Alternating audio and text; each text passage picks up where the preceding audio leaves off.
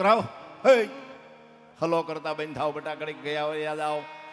Hello, Gujarat સરકારે ના પાડી છે બાળ મજૂરી નહીં કરાવવાની, એ તે શ્રી રેવા ખંડે નીકળો. હાલો, ઘડીક યાદ આવો. મારે વાતો કરવી છે ને એટલે હો બેટા આમ જો. એટલે આ તો આ કમડળ લઈને આવ્યો.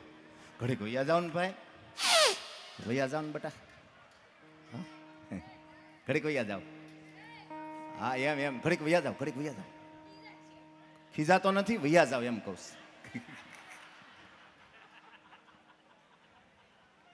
છોકરાઓ છોકરાઓ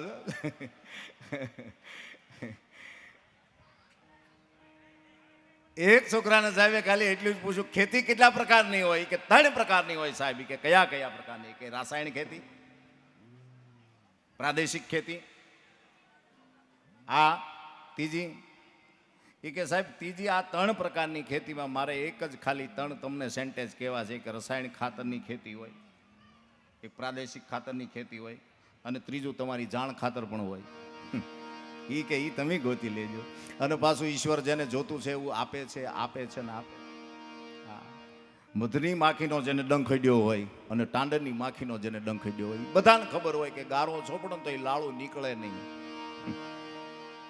એક જણા આગળ 20 ઘેટા, નોટબંધી પછીની વાત છે, અને બરાબર આમ નીકળ્યો અને 15 ઘેટાના નાખોરા હાવ હોજી ગયેલા. એટલે ઓલાએ કીધું કે શરદીનો ભાર બહુ લાગે. તો કે હા, તો કે કચ્છના રણમાં વયો જાય, શરદી હરકી દે, તાપે હરકો, ટાઢે હરકી. અને લઈને નીકળ્યો. એમાંથી 10 ઓછા કરીને આવ્યો. આવીને ઓલાએ કીધું કે 10 ગુજરી ગયા. તો કે હજી મારી આગળ એક આઈડિયો છે. શું? ગાંડી ગરિમા લઈને વયો જા ભાઈ. અને 10 ઘેટાને ગાંડી ગરિમા લઈને વયો ગયો. ને 1 મહિના પછી ખાલી લાકડી ઉલાળતો આવ્યો. એટલે ઓલો હામો મળ્યો. કાં તો કે 10 ગુજરી ગયા. એટલે ઓલાએ કીધું કે એને તડકો બહુ વધુ લાગ્યો હોય, ટાઢી લાગી ગઈ, પણ મારી આગળ એક આઈડિયા છે. એટલે ઓલાએ કીધું તારી આગળ આઈડિયા છે, પણ મારી આગળ હવે એવું ઘેટું નથી ભાઈ. હા, એમ સવારે જાગીએ ને એટલે આપણે પહેલાં એ વિચારતા ક્યાં ઘેટું. આઈડિયા આખા ગામ આગળ છે, પણ હવે ઘેટું નથી એ પ્રકાર. અને આઈડિયા આખો મલક લઈને બેસે છે. તમે પુરુષ ખાલી ઘરે આવ્યો એટલે એની પત્ની કીધું કે બોલો આજે હવારના તમે ગયા હતા અને હાંજ પડી તો કોને કોને મળીને આવ્યા. જો આપણે ત્યાં અભણ અને ભણેલામાં ડિફરન્ટ. એટલે હું ભણેલાની ટીકા કે આલોચના નથી કરતો. ભણવું જ જોઈએ, ભણવું જ જોઈએ અને ભણવું જ જોઈએ. પણ અભણે જેટલા દાંપત્ય જીવનને હાંચવા છે એટલા ભણેલા હવે નથી હાંચવા. ભણેલો પુરુષ હોય ને ભણેલી સ્ત્રી હોય ને સાહેબ, અને કોકદી મોઢો આવે ને તો એ તરત આમ દરવાજામાં ઉભો રહીને આમ પ્રશ્નોત્તરી ચાલુ કરે. કોને મળ્યા? કેમ લેટ? જીતું કેમ લેટ પડ્યા? ક્યાં ગયા હતા? આ બધી ચર્ચાઓના એક એક પ્રશ્નના ઉત્તર દેવા પડે. ત્યારે લ્યો પણ બાયુના દાખલા. 10 દીધા ઘેરે ન હોય ને 11મે દી એટલું કરીને ફળિયામાં આવે ને કે રાજી બહુ થાય કે હાજા હારા આવી તો ગયા. એક બેન બીજી બેનને ખાલી એટલું જ કીધું કે આપણા ગામના પથા દાદા છે ને તે કે હા કોમમ વૈયા ગયા તે. એટલે ઓલી બેને એટલું કીધું બેન એ તો પૈસા વાળા છે, એનો વદાડ ન કરે, એ ગમે ત્યાં જાય. એને ખબર નથી કોમમ જવું એટલે શું એમ. અને વાત સત્ય છે. કોણ ક્યાં જાય છે, શું કરે છે. અને બહુ અને જોજો એક વસ્તુ સમજી લેજો, ભજનમાં સરનામું હોય. એટલે તો મહાપુરુષે બહુ વજન મૂક્યો છે. ભજનમાં સરનામું હોય ને એ સરનામે હાલવું. હા, આપણા ગીતો છે, આપણા લગ્ન ગીતો છે, આપણા લોકગીતો છે. હવે અત્યારના આ જનરેશનને તમને પૂછો કે તમને ગામ થાય છે તો એ ગોત છે. ગામ એટલે શું? એ તો ગામ જેને અનુભવ્યા છે ને ખબર છે. પણ એકાદી વાત મારે કરી અને ગીતો બાજુ જવું છે. મને ખબર પડે છે કે આ વંટોળમાં. અને બીજું આ કથાનું જે માધ્યમ છે, એક ચોખવટ કરી દઉં કે આ કોઈ પૈસાના ઉઘરાણા માટેનો કોઈ પ્રયાસ નથી. હા, મને જો અહીંયાથી ચિંતનભાઈ કોઈ વડીલ મિત્ર કોઈ આગેવાનોએ કાંઈ કીધું નથી કે તમે આમ બોલજો. મને તો હું તો મારી મતિ અનુસાર બોલવાવાળો માણા. નકર તોરણ બહુ સારા હોય, પગ લૂસણિયા હારા હોય, ભીતું હારી હોય, પણ ભાવ હારો ન હોય તો એ ઘરે જવું કેમ?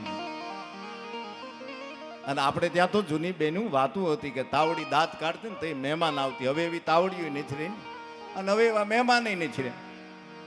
કે દાંત કાઢે તાવડી ને મહેમાન આવે મહેમાન આવે મહેમાન આવે એવું કઈ રહ્યું નથી હવે. અડધી રાત નો કજરે ભાંગેલો અને ડેલાની હાકળ ખગડી, ડેલાની હાકળ ખગડી એટલે ગરદણી ભળિયામાં હુતેલો ડેલાના ભોગળ ખોલ્યા એટલે એના મિત્રને ભાળી ગયો, ભાઈ ભાઈ ભાઈ ભાઈ ભાઈ કઈ બાજુથી? બસ આમ જુનાગઢનો મેળો કરતો કરતો કરતો આવું છું. રોટલા પાણીનું કેમ છે? એટલે ઓલો કે ભાઈ ભૂખ્યો છું. રાતના 2:30 વાગેલા હળુક લઈને એની પત્નીને કીધું, ખાંભળ્યું ઘા જીગરજાન મારો મિત્ર આવ્યો છે ને એક રોટલો ઘડી દે. અને પત્નીએ એમ કીધું કે એ ત્યાં રોટલા ન થાય, એમને ભૂખ્યા 2 કળશા પાણી પાઈ દો, હવે રોટલો ઘડી દે એમ કીધું. અને પુરુષનો મગજ ગયો. આગળ બાઈ છે, પાછળ પુરુષ છે. એક તમાશો બીજો, દીવાના ઝાપટ વાગીને દીવો ઓલવાઈ ગયો. 20 મિનિટ પછી દીવો કર્યો તો બાઈ ખૂણામાં બેઠી રોતી હતી. એટલે ખાલી પુરુષને એની પત્ની એટલું કીધું કે એક રોટલાની ના પાડી એમાં 10 પાટા અને 20 ઢીકા માર લીધા. તઈ એના પતિ કીધું મેં તો તને 2 જ તમાશા માર્યા. તઈ મહેમાન કીધું ભાઈ હું આટી ગયો છું. આ રોટલાની ના પાડે. આપણી પરોણાગત એવી હતી. એટલે કાલે કૃષ્ણ જન્મો એટલે કવિએ શું કીધું?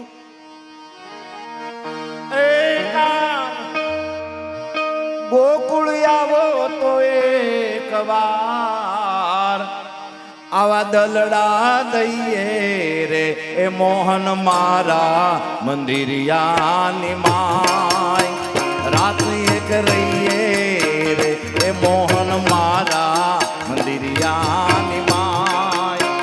રાત એક રહીએ.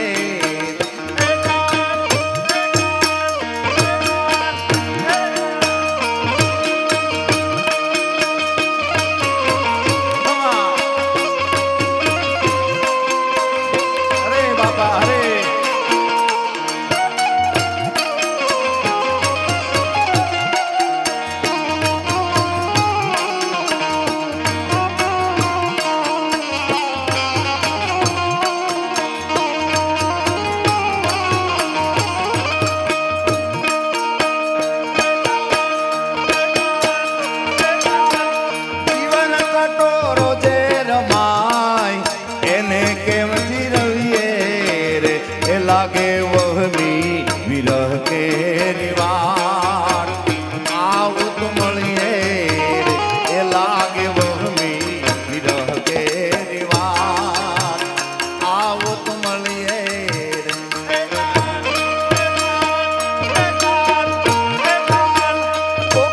આવો તો એક વાર દલડા દઈએ રે મોહન મારા મંદિરિયાની માય.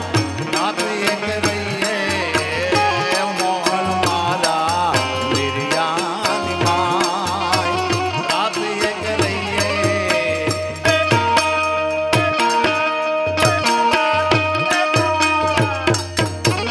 આવી રીતે કાન આવે ને ઈ કાન મારા ને તમારા જીવનમાં આવે.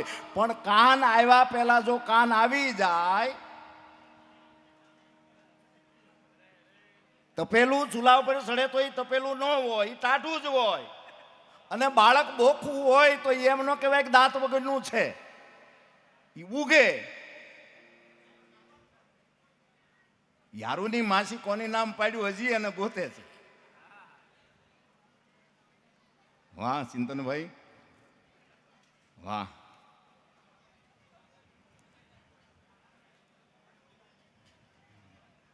વાહ વાહ વાહ વાહ, ઘણી કમા મારા બાપ. આપણે ખબર પેલી ગામડામાં ઓલી ભવાઈ આવતી, એકાદી વાત કરી અને 11:30 વાગ્યા છે, બધાના હરખા સમયે રાઉન્ડ આવી જાવ ને એવો હું થોડોક વિચાર માગું છું. છોકરાઓને ઘડીક બેહારજો ને એમને બે સમજો. છોટા બચ્ચા ચમચ કે હમકો ના ચમજાના ગણપતિ બાપ્પા. છોકરાઓ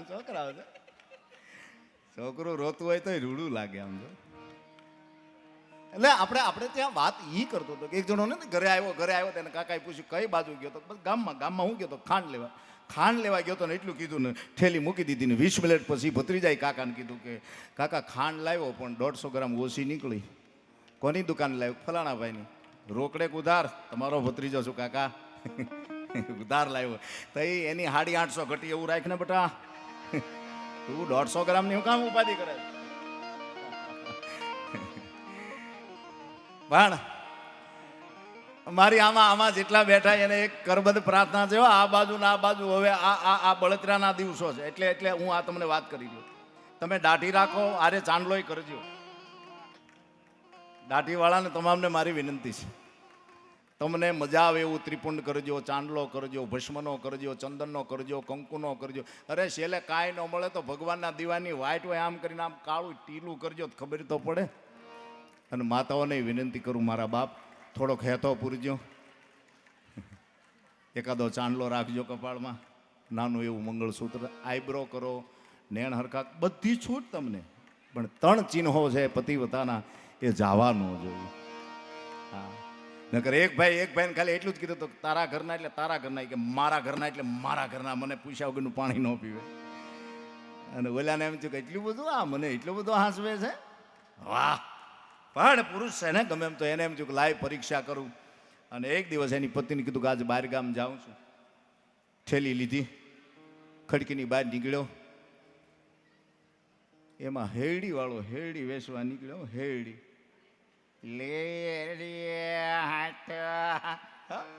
અમુકના રાગ છે ને, બાયુ બેનું દીકરી ઓળખી જાય. જો આપણે 2:30 વાગે સુરતમાં કોઈ પણ શેરીમાં આમ પડકાર કરે તો આપણે આમ જસકી જાય, બેનું ખબર પડી જાય કોણ છે.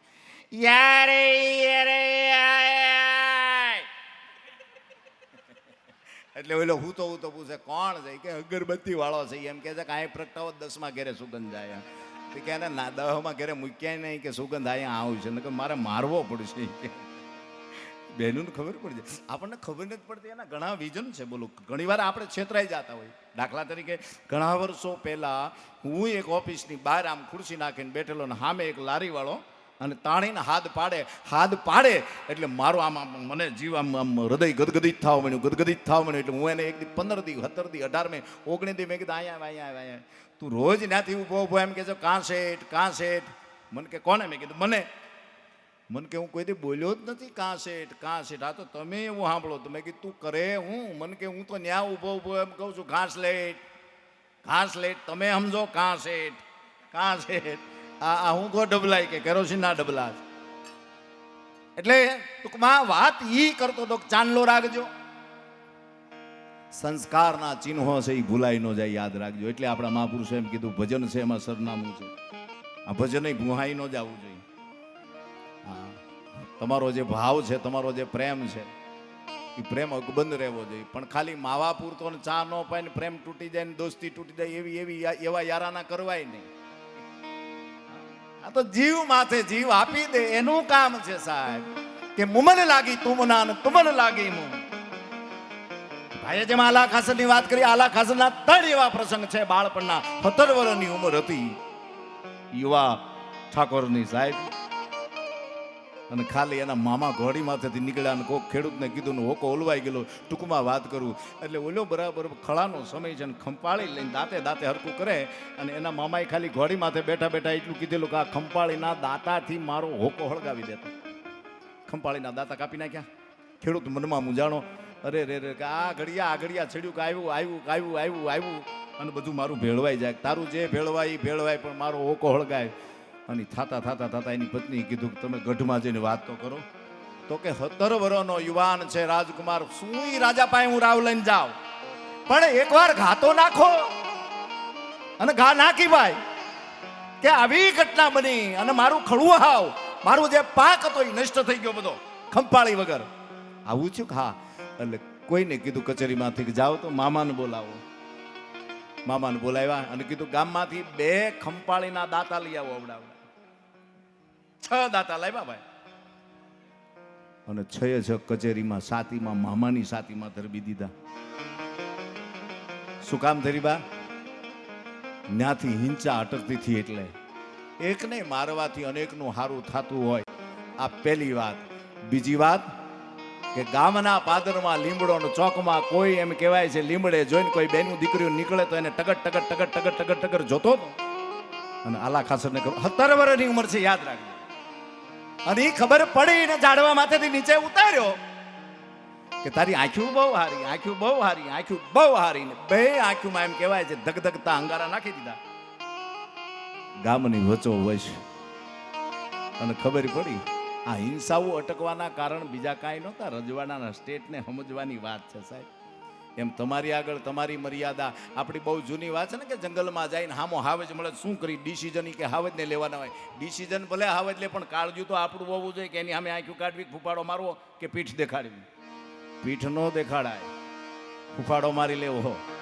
હા, એટલે અહીંયાથી આ બધા જે આવ્યા છો ને એમાંય દાનની સરવાણી જે અમારું રામાણી ગ્રુપ આવ્યું છે ખાસ તો અમદાવાદથી 15 લાખ રૂપિયાનું આ કથામાં અનુદાન આપ્યું છે. જોરદાર તાળીઓથી વધાવવા.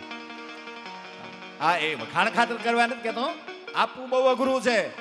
નકર એક જણો આમ કંપનીના ખિસ્સામાં હાથ નાખે, રોકડો રૂપિયો કાઢે, જોઈ લે નાખી દે, જોઈ લે નાખી દે, જોઈ લે. આવું 5 વર્ષ કર્યું તેની પત્ની કીધું કે આઠા ના થઈ ગયા. હા, ઠાકર મંદિરે મૂકી આવો હવે. અને ગયો મુઠ્ઠી વાળીને ઉભો રહ્યો. શાળાની ધીરી ધીરી ચાઈડ છે, એક એક આંગળી ખોલતો જાય છે. અને ક્યાં તો આંગળી ખોલી તો પરસેવો ભાળી ગયો. તો એ રૂપિયાના સિક્કા આમ જોની કે મારા બાપ હું તને નહીં મૂકું એમ કરીને ઉયાવ્યો પાછો. એનું કામ નથી ભાઈ. ન ખાધી ન ખવડાવી પછી દાટી માટીમાં. હા, જો કોક નામવાદી હોય, કોક કર્મવાદી હોય, પણ જેને કંઈક આપવું જ છે ને, જેને કંઈક કર્મ જ કરવું છે. એટલે ઈશ્વર બહુ દયાળુ છે. એકાદી કડી કરીને મારા શબ્દોને વિરામ આપી અને સંચાલનનો દોર પાછો. એટલે આમાં એવું ન રાખતા કે કોણ કેટલું બોલ્યું, કોણ કેટલું ગાયું. બધાનો સમયાંતરે વારો આવી જાય ને એનો આનંદ છે. આ ગામમાં તમે એટલા આમ હગા હાડુભાઈ ઘરે બેઠા છો.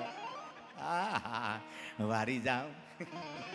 એ હગી આમ બેન્યું બેઠી હોય ને, દેરાણી નથી, દેરાણીએ જેઠાણીને ફરિયાદ કરી બેન વીંજણો તૂટી ગઈ. કે કઈ રીતે કે મારા દેરને પવન નાખશે. કે વાડીએથી આવે, શીપરી ઉપર હાથ પગ ધોવા જાય, પછી વાંચરીને કોરે આસન્યું નાખું, થાળી પીરશું ને પછી વીંજણો લઈને આમ બેવું. તમારા મારા દેર જમતા હોય ને પછી હું પવન નાખ્યા કરું. 20 વર્ષ છે, એક મોતી ખાંગું નથી થવા દીધું. તારા જેઠી વાડીએથી જ આવે છે, હાથ પગ ધોવા શીપર ઉપર જ જાય છે અને આસન્યું ના જ નાખું છું. અને વીંજણો પકડીને બેવું. તારા જેઠ ખાતા ને કહું હલતા જાવ, ખાતા જાવ. હવે એ વીજળાને કોઈ દી કાંઈ થાય? જણ જેવા જણ તૂટી જાય સાહેબ. એમ જીવન છે, પરમાત્માની બહુ મોટી કૃપા છે. બધા પાછા ભજનનો સાર એક હરખો જ નીકળે છે. તમે હા, કોઈ પણ કવિની કવિતા લઈ લો, કોઈ પણ મહાપુરુષનું તમે કીર્તન લઈ લો. દાખલા તરીકે એક કડી ગાવી છે અને પછી મારા શબ્દોને વિરામ આપો. હાસ્યરસની વાતો તો ઘણી છે. તમે ગમે ત્યાંથી નજર કરશો ને, ગમે ત્યાંથી નજર કરશો ને, ગમે તમે તુલસી શ્યામ ફરવા જાઓ તો દોઢીનો નેહ આવે છે. બાપુ, તુલસી શ્યામ પાસે દોઢીનો નેહ છે. અને સરકારી બસ નીકળે ને ખાલી કંડક્ટર એટલું આમ ટંકોરી વગાડીને કે હાલો દોઢી ના હોય ઉતરો, કે હાથ હાથ ઉતરી જાય. બોલો, હા, એટલું જ બોલે કે દોઢી ના હોય ઉતરો. નેહ નો બોલે સાહેબ, પણ નેહ ભીતરમાં નીતરતો હોય. એટલે પિંગલની એક કવિતા છે. એક બાજુ એક પિંગલની કવિતાની એક લીટી લઈ